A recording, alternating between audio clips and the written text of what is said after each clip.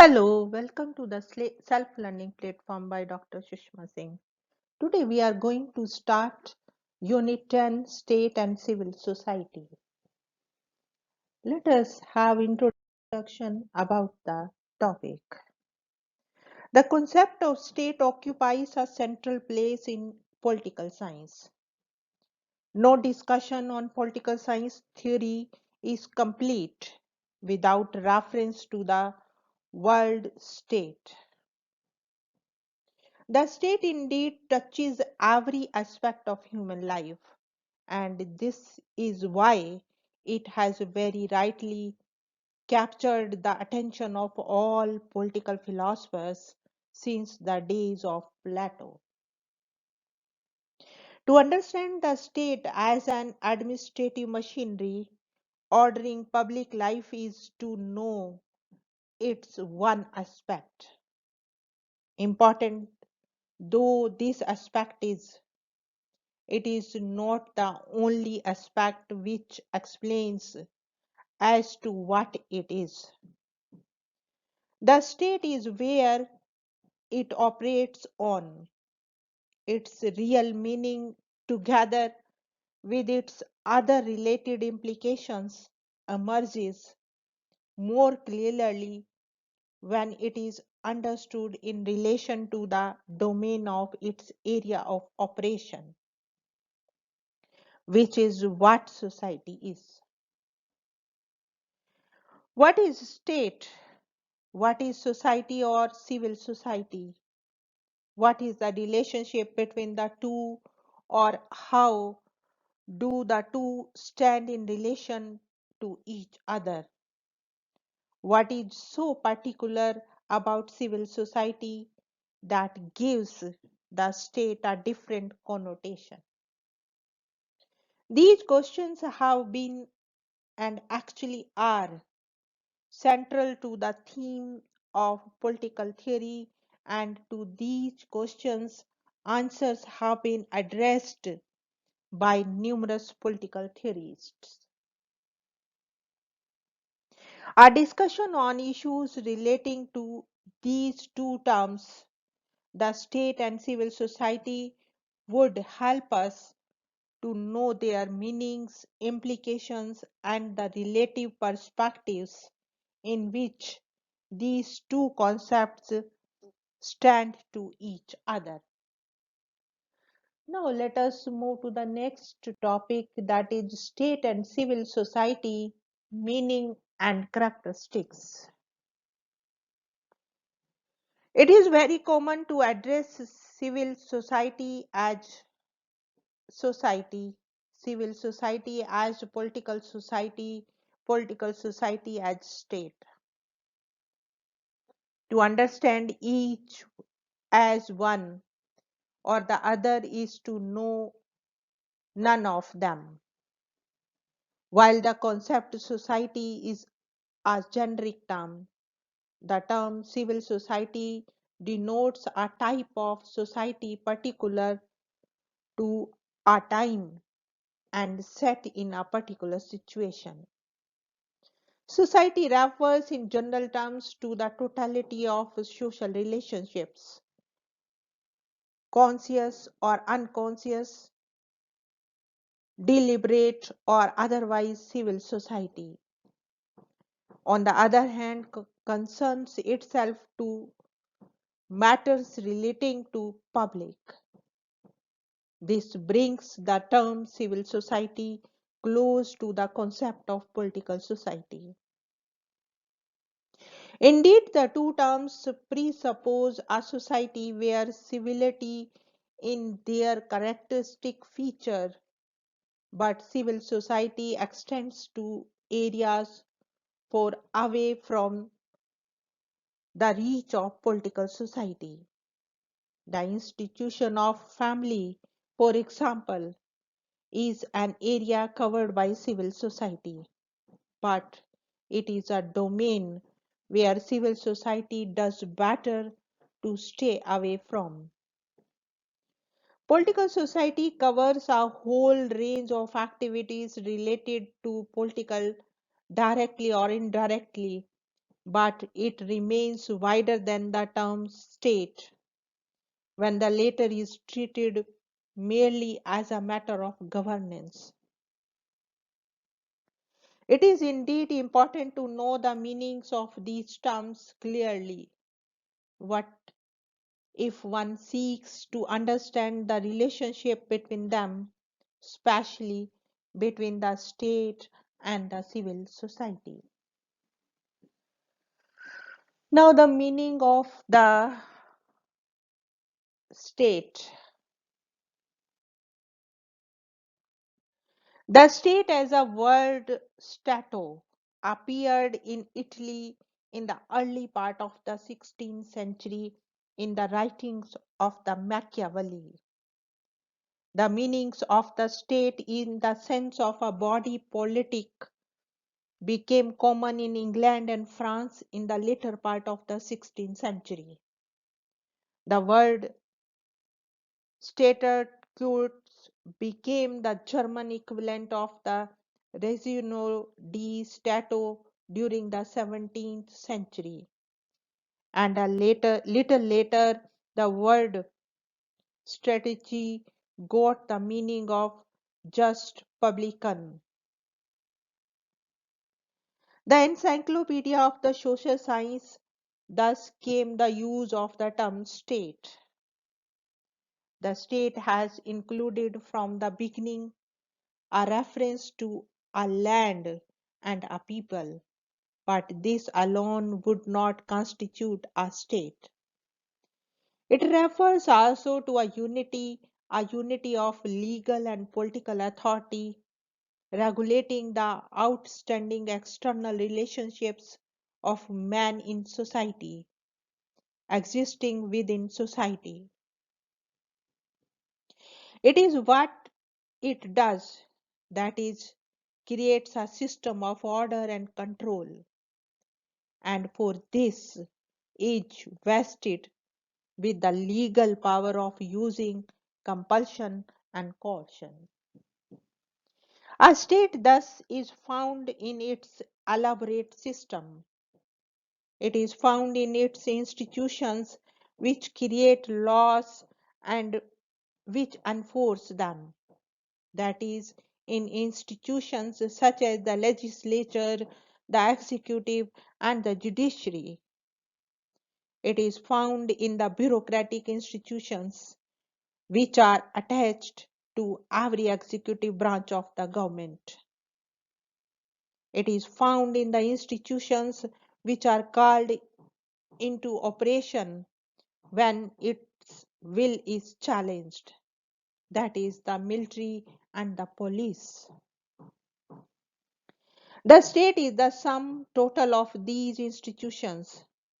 Ralph Miliband writes, these are the institutions, a government, administration, the military and the police, the judicial branch, sub-central government, and the parliamentary assemblies which make up the state.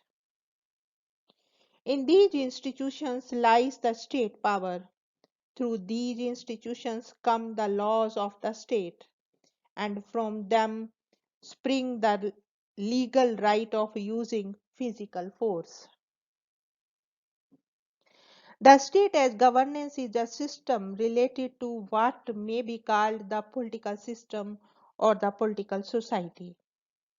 It includes, on the one hand, institutions such as the political parties, pressure groups, the opposition, etc., and on the other, large-scale industrial houses, religious and caste institutions, trade union, etc.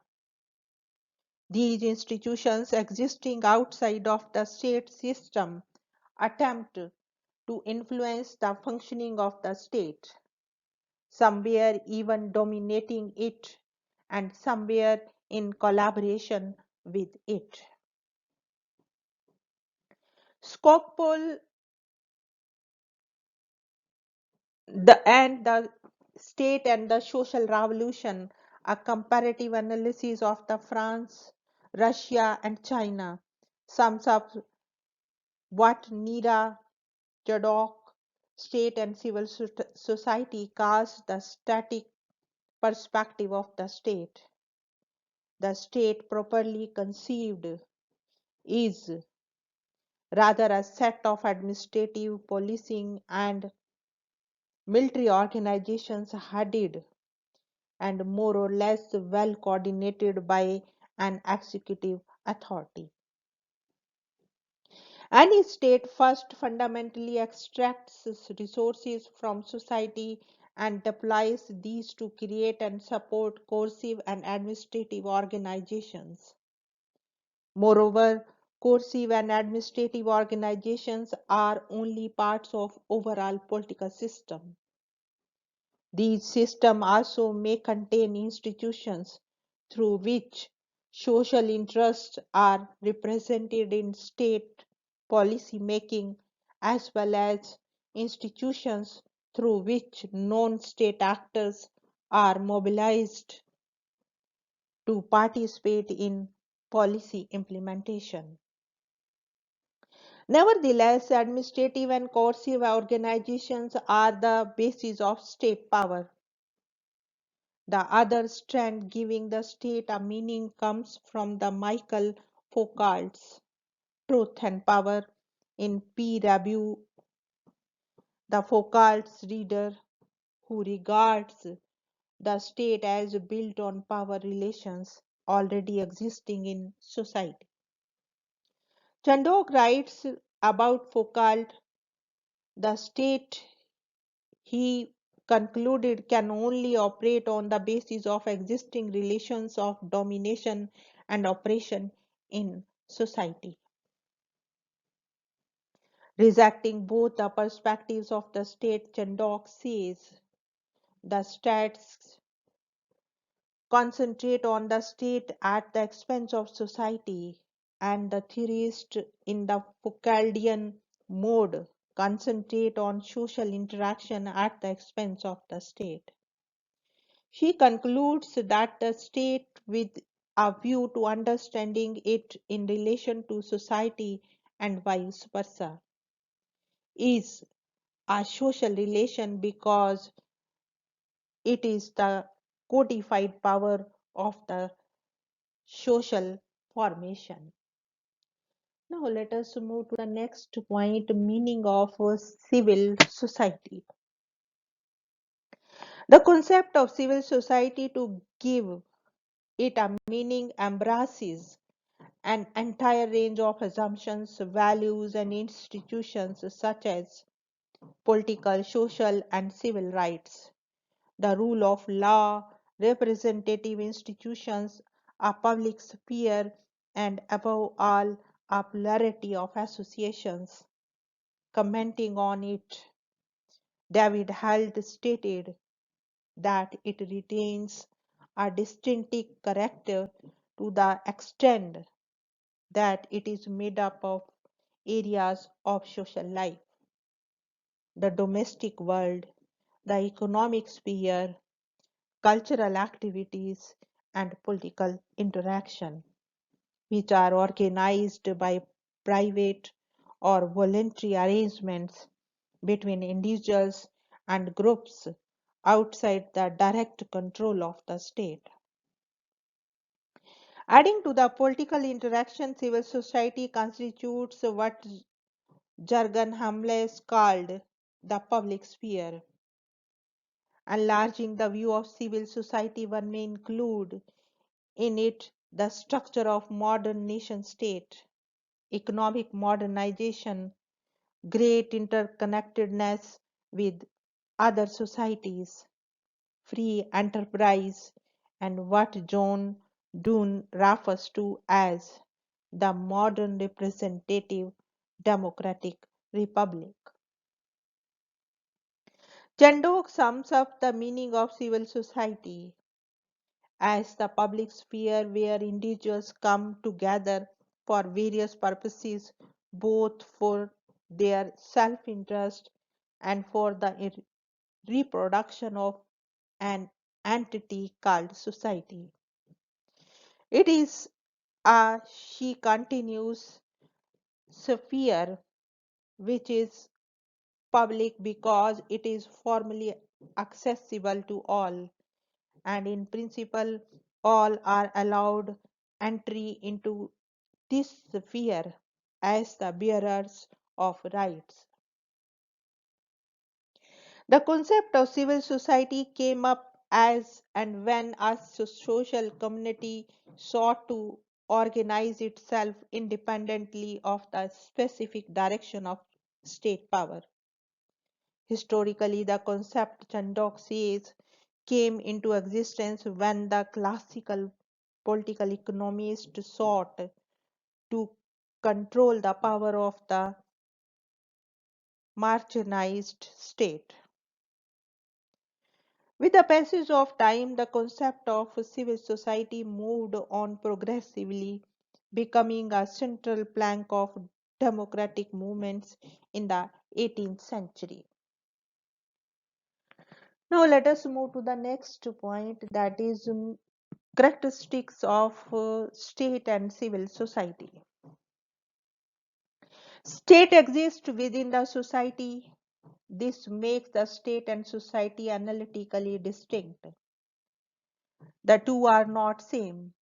Society is a web of social relationships and as such includes the totality of social practices which are essentially plural but at the same time are relational. The hierarchical, organized, and maintained social practices of a given community establish, in their turn, all kinds of power equations and relations among its members. The state comes in to give these power relations a fixity and thereby to society its stability.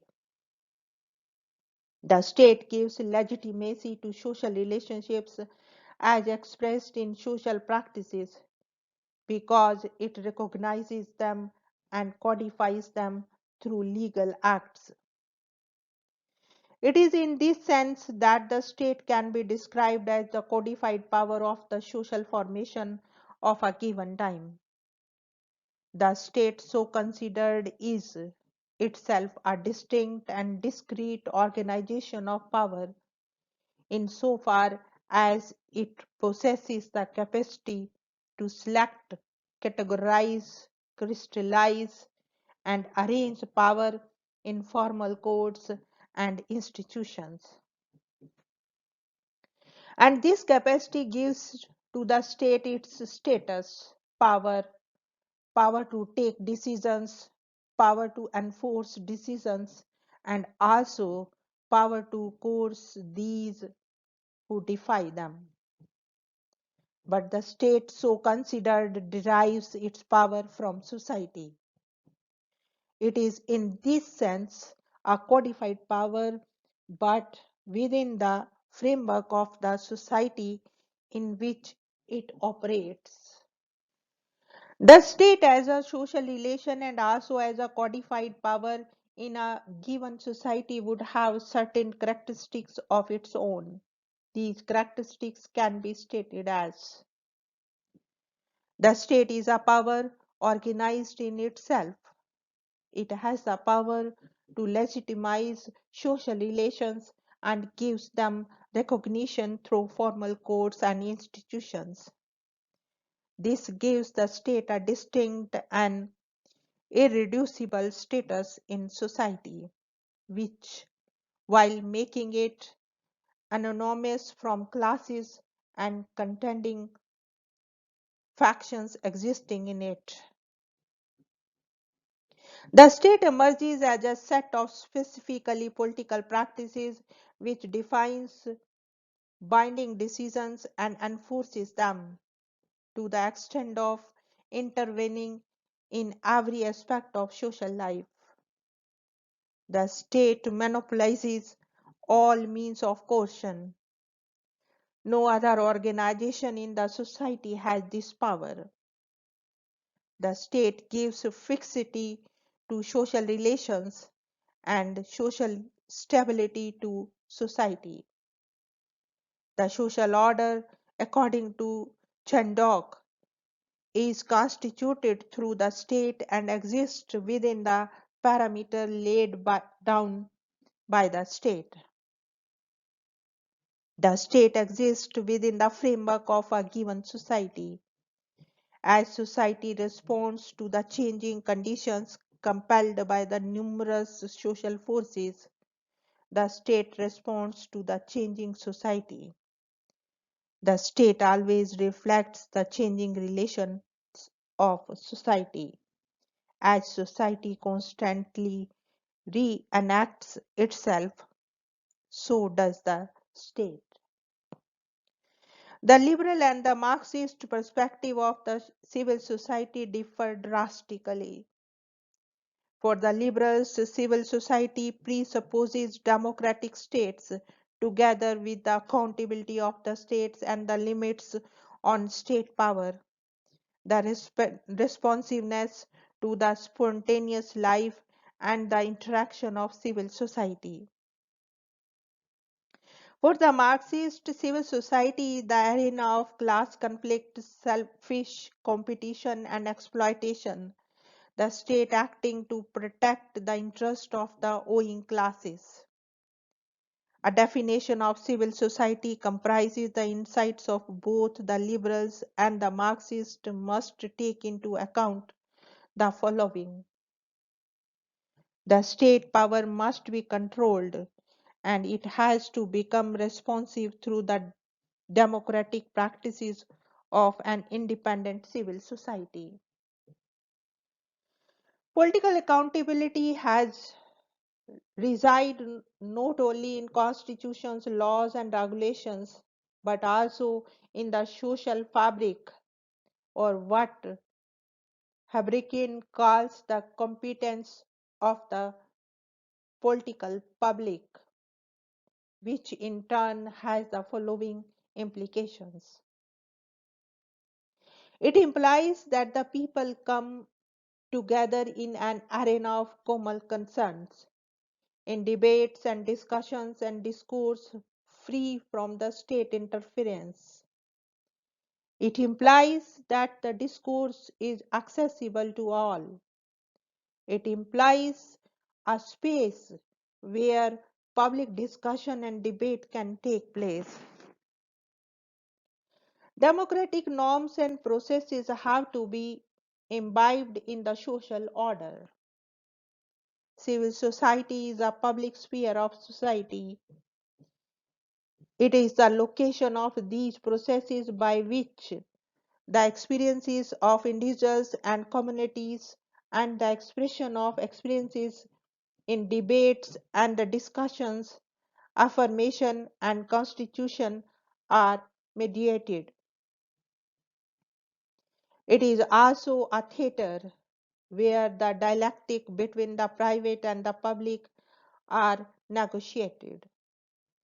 It is the process by which society seeks to breach the and counteract the simultaneous totalization unleashed by the state. It is the site where the state is forbidden to shape public opinion and perception. Here we want to wind up today's lecture. Thank you so much for your attention.